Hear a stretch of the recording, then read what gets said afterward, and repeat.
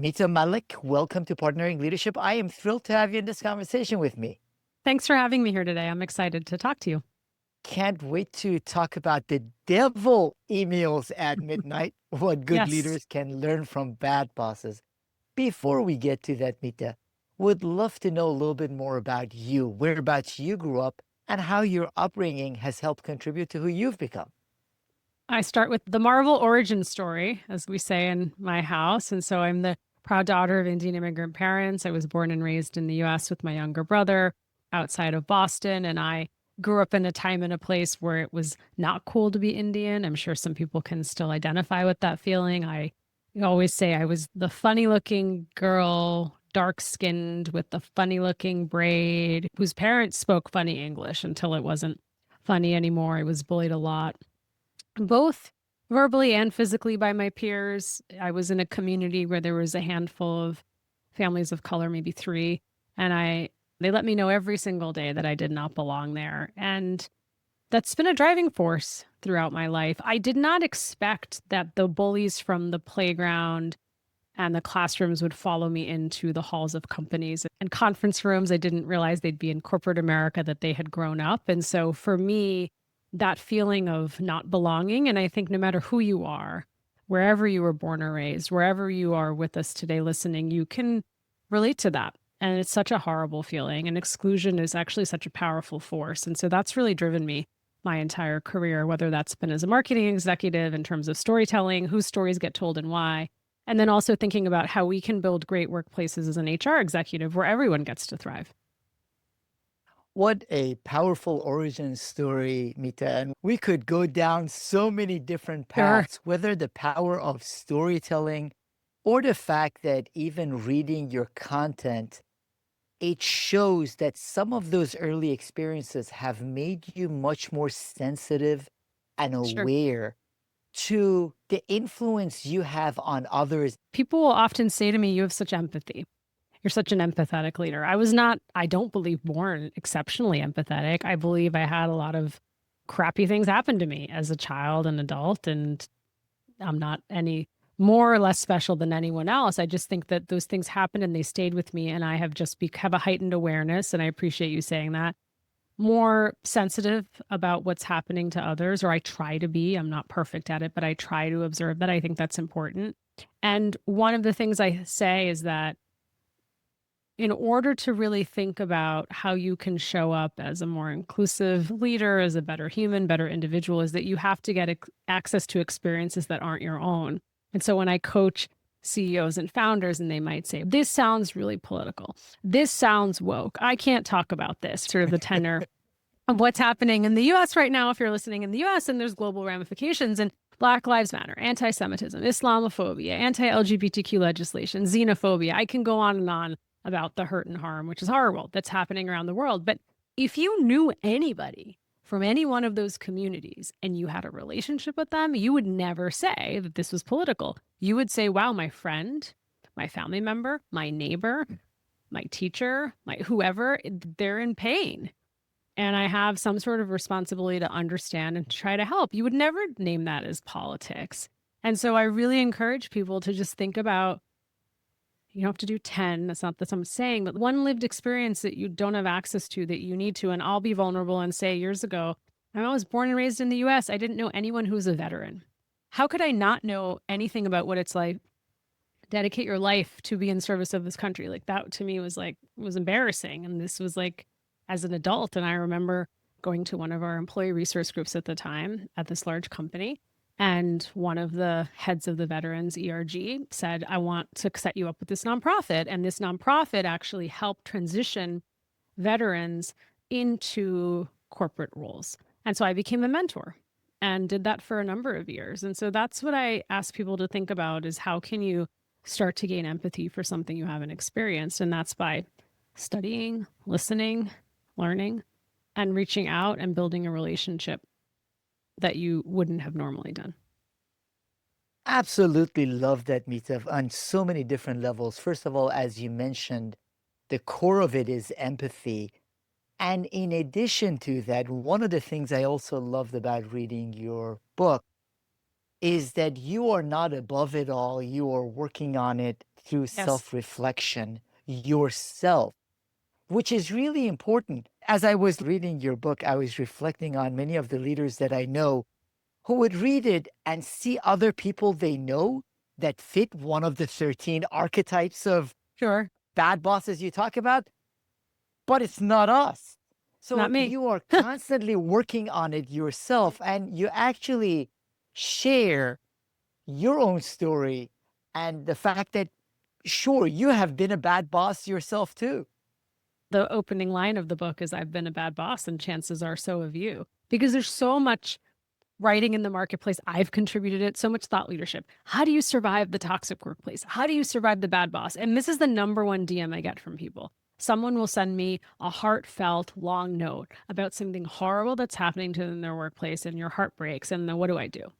And it's really, oh, what's the survival plan? What's the exit strategy? But why does it have to be that way? Why is it that we're not talking to some of those people who are causing hurt and harm? And you might say those people are in the headlines and they need to seek redemption elsewhere. Yeah, though that's not, this book isn't for them, but it is for the rest of us who are trying to do better, be better. And so that's just so important. And for me, I'm 13, I'm the 13th boss. I don't nickname myself as I do with the other bosses, but I lost my dad suddenly in 2017, and it changed the course of my life. For anyone who's lost someone they love, grief is long and heavy, and I still grieve him.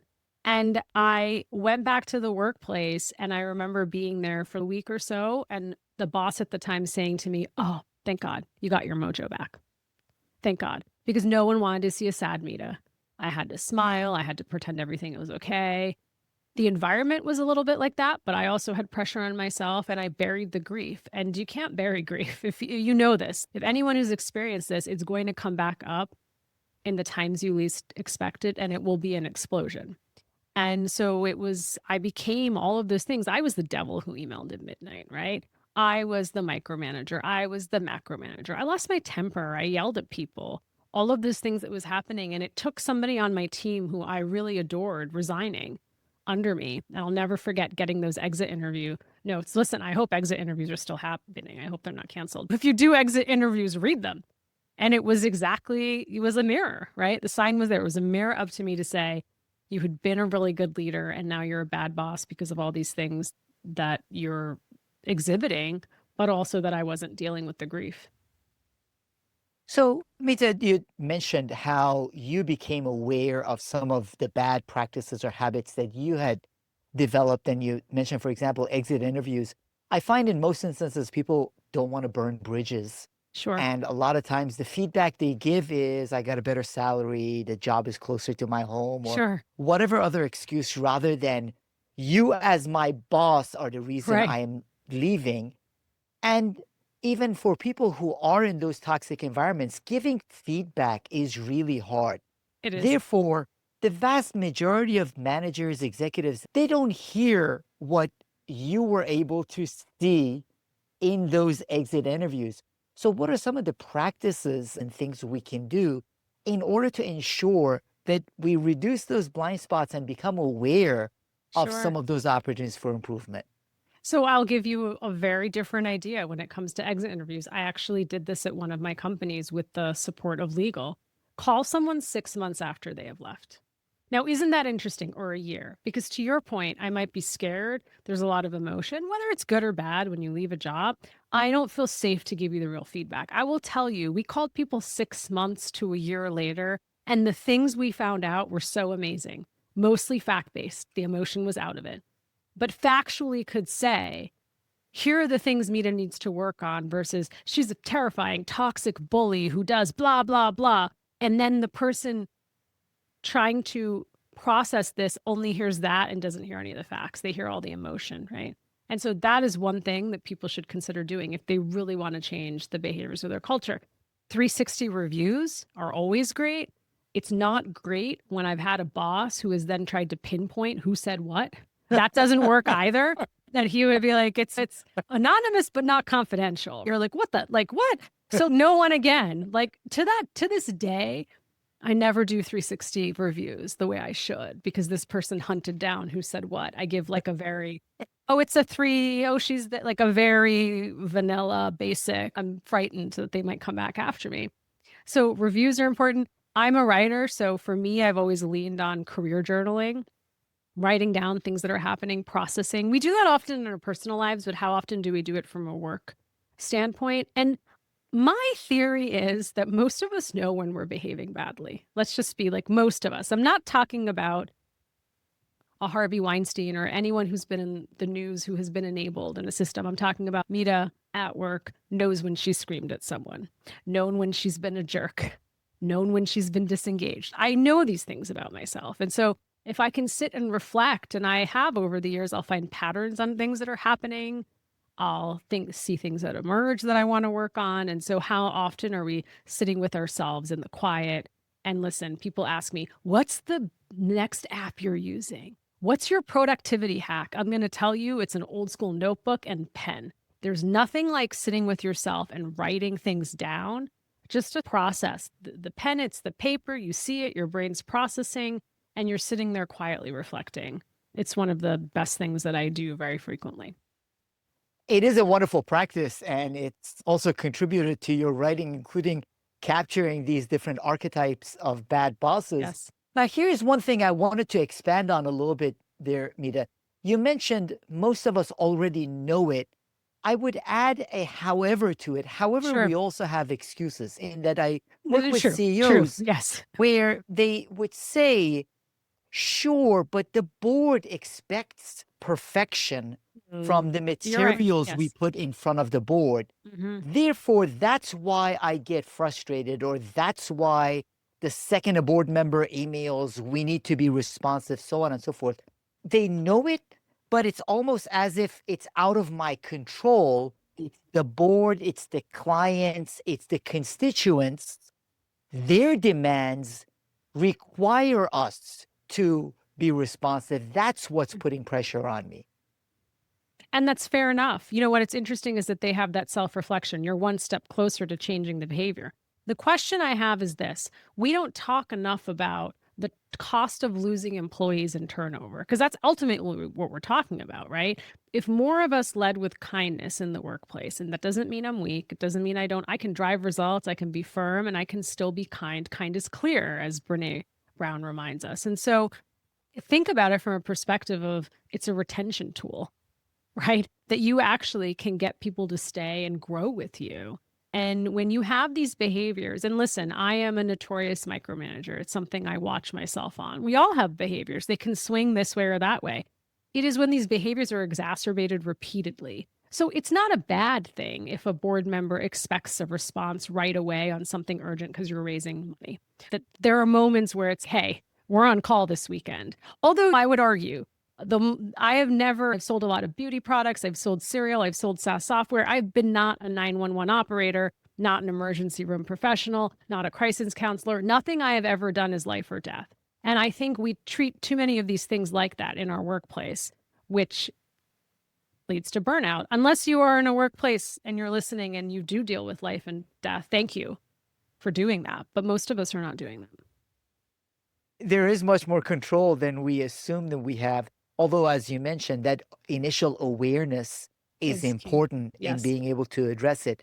Now, you mentioned that bad bosses are made, not born. So, Yes. what are the contributing factors to making bad bosses? I love that question. One is the external environment. That's like the first thing that I study is that there's tariffs. There is a competitor who's come out with an innovation or a product faster than you did and is doing gangbusters. There's an M&A that failed that no one's willing to talk about. All kinds of things that are impacting your business, and that's causing you stress, and that's when a behavior is exacerbated. Number two, your boss is behaving badly. And as we say in my house, poo trickles down. So then I am taking on those bad boss behaviors, right? They're role modeling it for me. I think it's acceptable and I'm absorbing it. And then number three is we talked about there's something cataclysmic happening in your personal life. You lost a loved one, miscarriage, fertility issues, breakup, divorce, moving, someone's sick, you're sick. God, so many things. Something's happening to a family member across the world, which is very, very real these days. And that is causing you stress. And for me, I think about these moments. I think the universal moment we can all remember is the pandemic. Most of us lived through it. I know many of us lost loved ones. And you think about the loss of control. If you are struggling with control in your personal life like I have, what's the fastest way to get control? It's go control your team. Suddenly I feel like I'm in control. I'm the boss. I can, the boss who like needs to get in touch with you and they're going to email you, Slack you, call you, DM you, and then missed FaceTime audio. You're like, I have been in a meeting. It's only been an hour. Like I was actually doing work and paying attention, and you need all these ways to try to track me. I'm going to get back to you. Give me at least a few hours. And so I think that's this control piece, right? Is like an interesting theme. And when people go back to try to grab it. Control has a big part to do with it. I was also laughing as I was reading the book. I was reflecting on Mita, an incredible CEO I worked with, amazing man on so many different levels. And he had a practice of waking up 4 a.m. to then go on his Did he do an ice 5 a.m. bath as well? No.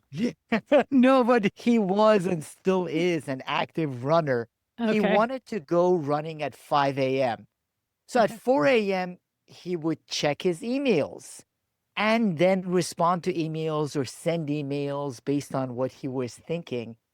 And I was reflecting on the fact that had trained me to wake up as early as I could. And the first thing I would do is grab my laptop, grab my phone, And because if you get an email from the CEO at 4:30, you better not respond at 8 a.m. So there are practices that we might not reflect on, which also contribute to some of those behaviors in our team and organization. I agree. And it's what's convenient for me is not convenient for you, right? It's the boss who I worked for, the opening chapter, the devil who emails at midnight, never had time for me during the day. I chased her around like a golden retriever. I just desperately wanted to have time with her. I chased her into the parking lot. She had no time for me except from the hours of 10 p.m. and 2 a.m. She would dump her inbox. But to your point, I've been guilty of that. I do that when I just want to get it off my plate and get it onto someone else's. And so in his case, he wants to start his day before he goes for the run. He wants to fire off some stuff, go have his run, do the ice bath, whatever else he's going to do. I'm kidding. Come back, and then he'll start again. But we don't realize. And even if it's well-intentioned, like I'm just starting this off, I don't expect anyone to respond to me. When there's power dynamics, it's really difficult to say that. And I've been guilty of this. It's really difficult not to expect a response. And then it becomes this terrible, you're up because you know he's going to email. So then there's this back and forth at 4 a.m., 4:30, 5.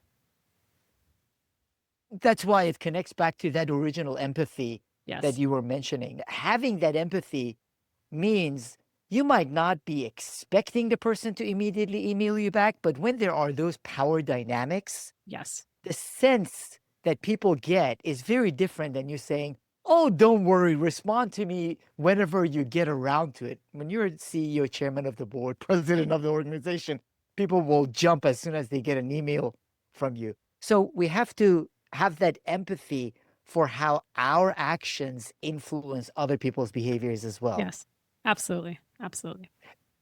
Now, one of the things that I think is really important and you also tackle is the fact that the practices that we engage in can be healthy practices or not so healthy practices. If you were to look at one of our podcast listeners' calendars, what would tell you that they have healthy practices and approaches to their leadership? An unpopular opinion will be frequent breaks. Break, coffee break, snack break. And I'm not saying like hours, but I'm saying if I look at a calendar and there's just like blocks and blocks, like a Kit Kat bar. I once saw this graphic. I was like, oh, you're just like, what? What's happening here?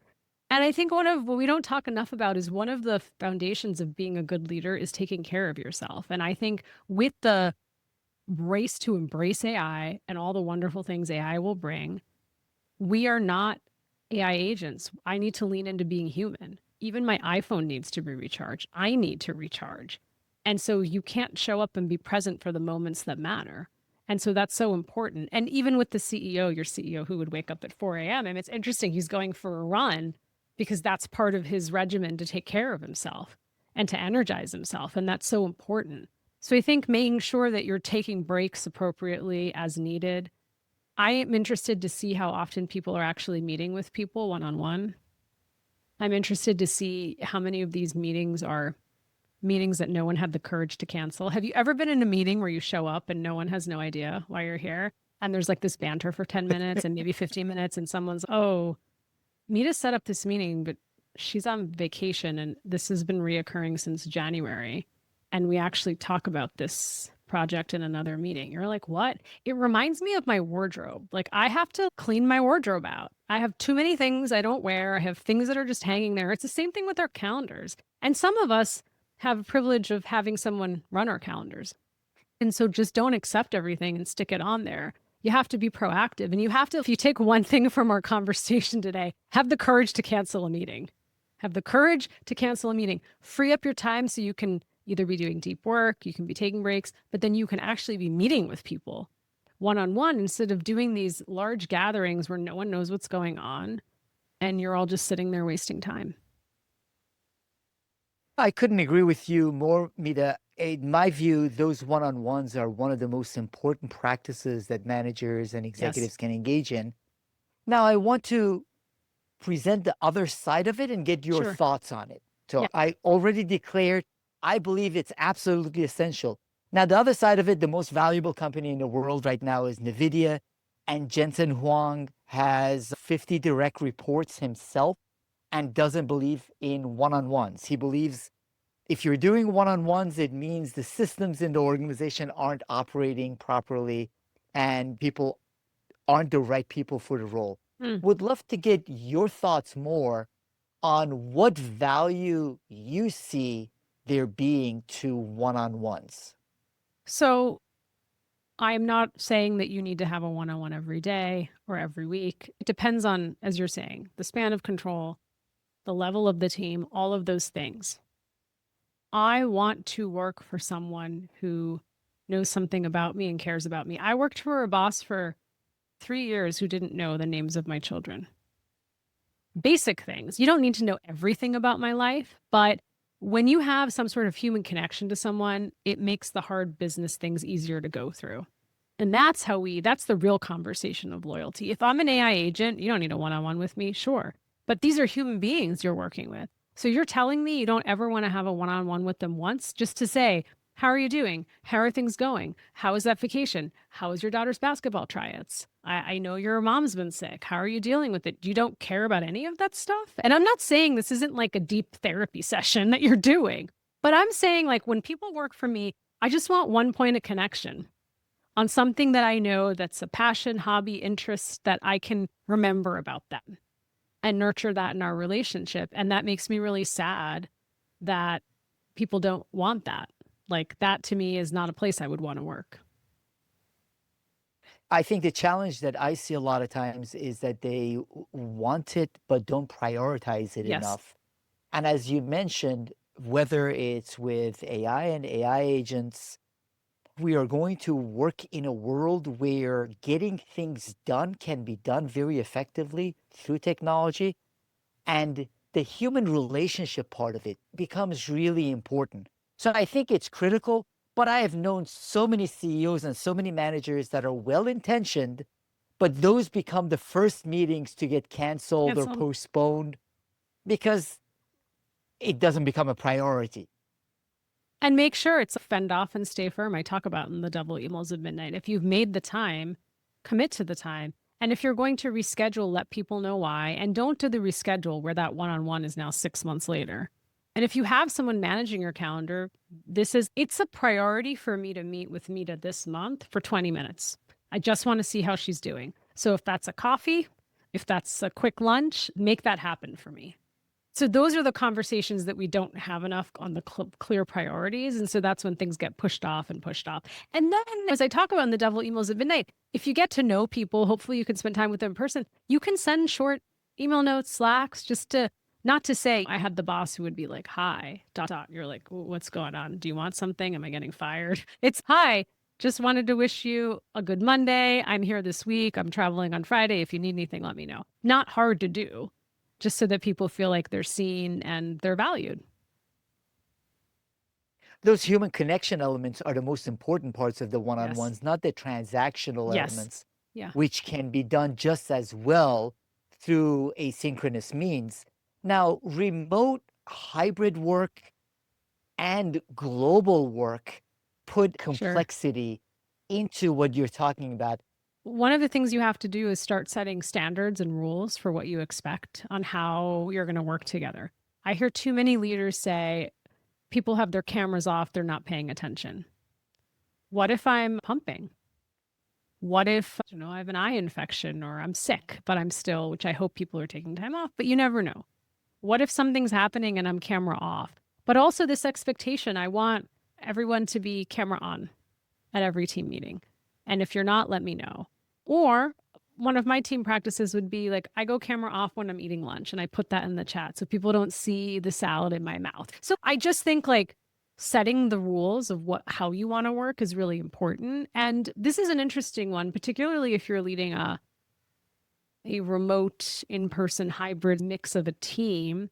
Proximity bias can be real. So if you're sitting next to me in the office 2 days a week, it's much easier for us to grab coffee. You'll be there, we'll chat. Our connection might be easier to build. And I'm sitting in Manhattan and I have a colleague in Singapore who's also on the team, but that connection's different. And I have to make the time to say, hey, we're doing virtual coffee and I'm sending you a Starbucks gift card. Show up with the coffee, just like I do with you, because you and I would just walk down the hall and get it. And so there's just has to be more intentionality. But when you have frameworks in place, it gets easier. Now, Mita, you have been taking notes on these different archetypes for years. I wonder when you talk about them, which one gets the most chuckle from the audience? It's one that you won't expect because people will say, I don't do that, which for the most part is true. It's the archetype of the napper. And this is the boss who fell asleep in almost every meeting, whether it was large or small. And my mother even remembers this. I talk to my mother every day. And she said to me when I was writing this book, don't you also remember that he did this? And I was like, oh, yeah, Mom, I'm going to add that in the book. Now, I have changed the names and details and the timing. I don't want to shame these people. I'm sure they're good leaders now. But I was worried about this person. I thought, is he a narcoleptic? Does he have sleep issues? Is he fighting with the partner? Is he on the couch? Is he a substance abuse problem? And then flash forward, it's one day in the cubicle next to me, he's taking a call from a recruiter. And I find out his salary is like twice as much as mine. And I'm like, oh my God. And so this is one where people are like, I'm not going to nap at work. Well, there are cultures where I was just studying in Japan, like napping openly is important and shows actually respect and commitment to your job. Very interesting. I'd love to have a nap in the middle of the day and refresh. I think the nap pods have been canceled. But anyways, here in some of the US companies, but this idea that all of us can become disengaged at some point, and it's a dangerous downward spiral. And I've seen this happen too often. Our culture, the famous quote, becomes defined by the behavior, the worst behavior we're willing to tolerate. And years and years later, I'm like, why didn't they just fire him? How did people, it was the worst kept secret. Everyone knew that he behaved this way. And he also loudly disliked his job. And so I wish we had the courage to have these conversations at work with each other. And I incorporate Michael Murphy's work from Harvard University. And he asks this powerful question, and it is, what would it take you to be happy at work again? What would it take you to be engaged at work? And so I had a good leader years ago. I had someone on my team who was struggling, and he said, you have to take him out to a coffee or a lunch outside of the regular programming at work and just say to him, and it's like a video recorder. There's no emotion. It's like, I've observed the following things recently, sort of state them, and say, what can I do to help you? What would it take for you to be happy about working here again and be engaged? And there's going to be a few things that happen. One, the balloon might pop. They might tell you a bunch of things that you're like, I didn't know, and you can coach and fix it. The balloon might pop. They may tell you things that you're just like, I can't actually do anything with this, and I'm going to have to help you move on because you are meant to do great things, just not on my team. And then there can be the third situation where people have shut down, they've gone too far down, and they don't want to reveal anything. And in that case, you likely have to work with HR to help them exit and move forward. Asking those questions becomes important both in getting the engagement from the other person and also if we do it well, reducing some of our blind spots. Now, you mentioned these as contributing to happiness at work, engagement at work, Mita. I was just thinking about this earlier this week. I was looking at the Gallup survey of engagement, and Mm, in essence, it's come down a tiny bit. yes. However, if you look at it for the past 20, 25 years, where they've tracked it, it's been up a tiny bit, down a tiny bit. And I was wondering, is it that we as leaders are not improving? Is it that people's expectations are changing? Or is it that we are looking for the wrong things in terms of Mm, engagement at work? Because if you look at the data, happiness at work, engagement at work, all of those things have pretty much stayed stable since they've been recorded for the past 20, twenty-five yeah. years. And I would argue, I think if I was going to predict, I think some of it's going to go down in the next few years, slightly trending down. And I think that's because the employee employer contract is broken. And no one talks enough about this. The AT&T CEO not too long ago had that memo talking about loyalty is dead. It is dead. It's not like when my uncle left AT&T after 30 years and got a Rolex. So he got a gold Rolex after 30 years of service, a pension. What? I'll be lucky if I get an oversized hoodie from my company and like a tumbler or something. A gold Rolex? Some employers still demand loyalty, and then employees are disappointed when they're let go tomorrow. And so I think that whole contract needs to be reevaluated. And if I'm predicting 3 to 5 years out, I think many of us might be in contractor mode. We might be like consultants at a big consulting firm where we have areas of expertise, job descriptions are loose, and we're being moved to the highest priority projects that are needed.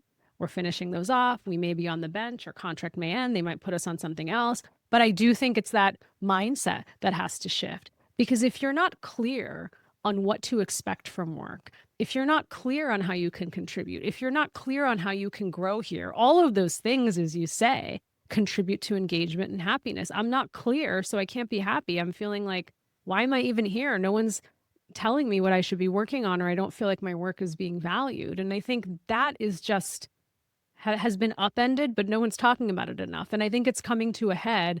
Some might say with the current administration and policies, others might say, plus with the race to embrace AI, it's like this series of layoffs and like death by 1,000 paper cuts. This is what we're all reevaluating. What is our relationship to work? What an insightful perspective, Mira. It is broken on both sides. I typically hear from the CEOs and executives who are really disappointed. We hired this person, and after a couple of weeks, they got a better offer and they left. They are really upset. On the other hand, as you mentioned, organizations in many instances, when they can get the job done in more efficient ways, Sure. including now Microsoft with AI and Yes. AI agents for their coding, they let lots of people go. So we haven't had the conversation around what are those expectations on both sides. Now, for those of us who are working in and with organizations and are leading, we are still leading humans and we will be leading Yes. some AI agents. You share these 13 different archetypes. Part of what you mentioned is a journaling practice, a self reflection practice is helpful. Couldn't agree with you more. How can they ask questions, or what are the types of questions they can ask those around them Mm, to find what are some of the practices that they might need to change in addition to yes. 360 Yeah. surveys or Of any of course. those things? I'll offer two things. One is that, and it goes back to where we started the conversation on empathy and being more observant about what's happening around you. So it's not always about the verbal, it's the nonverbal as well. How do people react when you speak in a meeting? Has their behavior changed? Do they seem disengaged, quiet? Body language, are they afraid of you? Are they anxious? All of these things. And then, of course, there are the blatant signs like an exit interview, but there are signs out there. So watch for them, the things that people are saying or not saying to you. And then the next piece on feedback, I actually like to think of it as coaching. And so as leaders, let's ask for the coaching. And so if you and I were meeting on Friday for coffee and you were on my team, I would send you a note and say, looking forward to coffee. And as a part of our discussion, I wanted to let you know I'm thinking about my own development. And one of the things I'd like to work on is how I can delegate projects more quickly and kick them off. and how I can be helping people with understanding the mistakes they make rather than redoing them. Would love your thoughts on that. So there's two things that happen when you receive this note. First of all, you have the time to process it. It's not like we talked about it's, I'm not going to come after you. I can't believe you said that or did that. Or you don't feel like you're being put on the spot. You have time to process it. And the next thing I did was I was vulnerable. I've had many leaders say to me, what do you think I should stop, start, and continue? What do you think you should stop, start, and continue? Why are you asking me? I don't know. Because I've done that before and I had a boss who flew off the handle. That's not what I should stop, start, and continue. I'm like, then I'm not going to ever tell you again. And so if I, as a leader, say, here's what I'm thinking when we have coffee, thanks for the invitation to have this discussion, I actually don't think those are the two things you need to work on. I actually think you do these two things really well, but I'm going to offer a third suggestion. And I'll be like, please. And you're going to say it. And then I'm not going to respond in the moment. I'm going to say, thanks so much for sharing. I'm going to process this and get back to you. And then, of course, following back up after I thought about, is this feedback? I always say feedback has to be thought of within the context and then the situation. I've been given some feedback in my career that I don't think has been fair. And so then I think about, is that something I'm going to incorporate or not? And if it is, I'm going to go back and talk to them about how I'm going to do it.